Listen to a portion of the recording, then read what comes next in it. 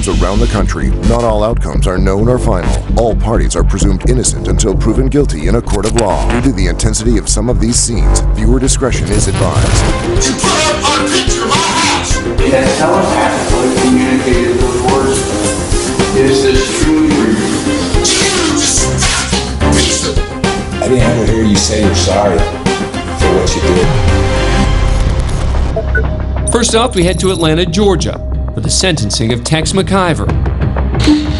The 75-year-old attorney was found guilty of felony murder in the death of his wife, Diane McIver. The defendant claimed he accidentally shot McIver while driving back from their horse farm. Diane McIver was the president of an airport service company, and prosecutors believe she was killed for her money. McIver pled not guilty, but after a trial lasting 19 days, he was convicted. Before sentencing, friends of the victim make heartfelt statements to a packed courtroom. The actions have traumatized me. I lost sleep because I so wanted to believe that it was an accident. This has been one of the saddest and most horrific incidents that's happened in my life. To have lost my friend of over 40 years that was more like a sister than a friend has broken my heart. Next, it was McIver's turn to speak, which is what he did for 15 bizarre minutes, touching on just about everything. Everything, that is, except the crime. The last week, on one given day, I received 11 different pieces of mail. One is a lady from Ireland. Then there is the most unique individual I think I've ever corresponded with. His name is Trent Jones. He's a racehorse jockey in Perth, Australia. His favorite racehorse, Hobart, has been retired just this year. And then now he and Hobart are free to step into the surf in Perth and play. The surreal statement continues as McIver moves on to his next subject, thanking his friends in the community. Friends delivering Chick-fil-A, one of my huge favorites, one of the things I miss the most, I guess. Before he was done, he hit one more subject completely unrelated to the murder, his godson's favorite basketball team.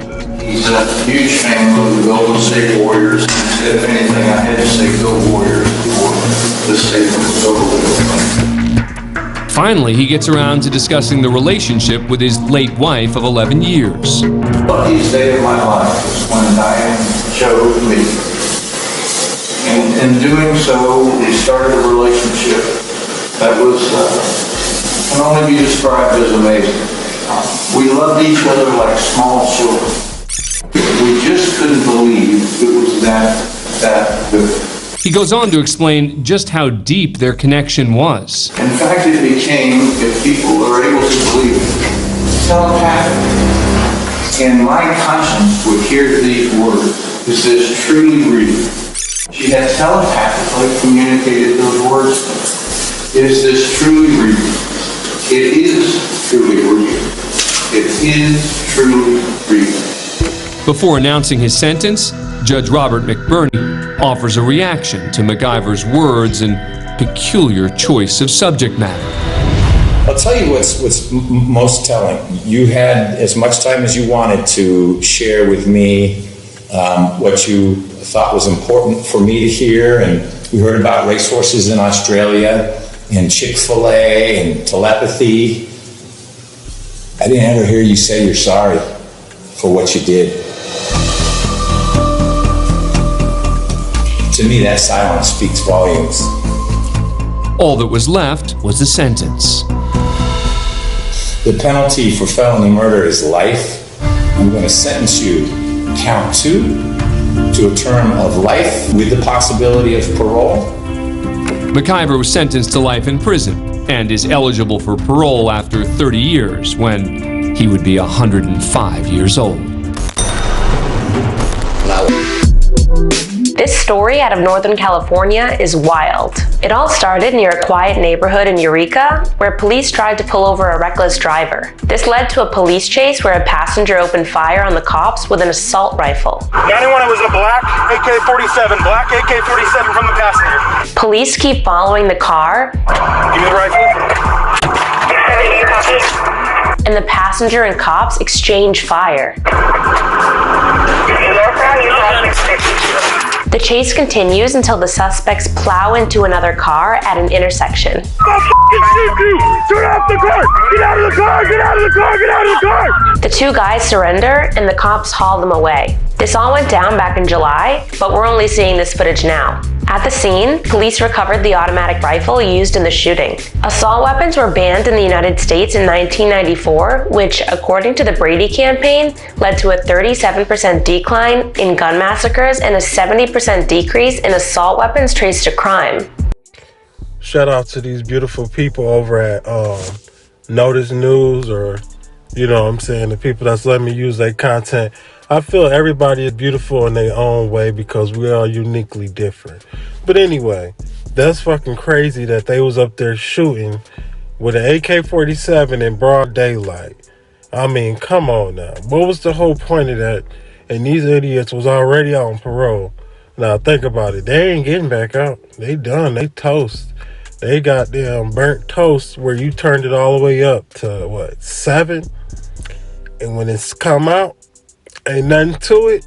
That's how toast they is for being that damn stupid, shooting at no damn police. And the innocent people could have got hit by their stupidity. I mean, come on, people. We seeing people getting, you know, all this stuff that's going on in the world, and they want to be this dumb. In 2004, the Republican-controlled Congress allowed the assault weapons ban to expire, letting these weapons of war return to the streets. The 27-year-old driver was out on parole for vehicular manslaughter and now faces several charges. And the 32-year-old shooter, also out on parole, also faces multiple charges, including attempted murder. Police say the investigation is still active. This video out of Chicago is nuts, but we warn you, it may be hard to watch. It all happens as two medics are driving through Chicago's south side. That's when they hear a noise. They think it's a shooting, and they're right. Sounded like a gun to me. It is. As they duck down, their dash cam captures a car speeding by, with two guys hanging out the window, getting off at least 5 shots. The paramedics also think they spotted a victim. Oh, someone on a bike just got shot. Oh, we see this person? Yeah, I'm seeing him. And make their way over to a person on the ground. Fortunately, the person wasn't shot. They were just ducking for cover, too. This all went down back in September, but we're just seeing this footage now. Fear of gun violence is an everyday worry in the USA. According to Everytown for Gun Safety, 58% of American adults or someone they care for have experienced gun violence in their lifetime. There's no word on who the gunmen in the car were or if they were ever caught.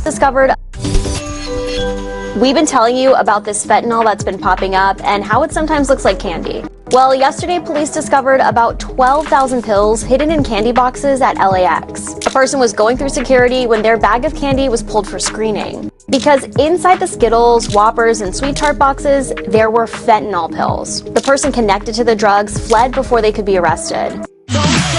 But police say they've been able to ID them and the investigation is ongoing.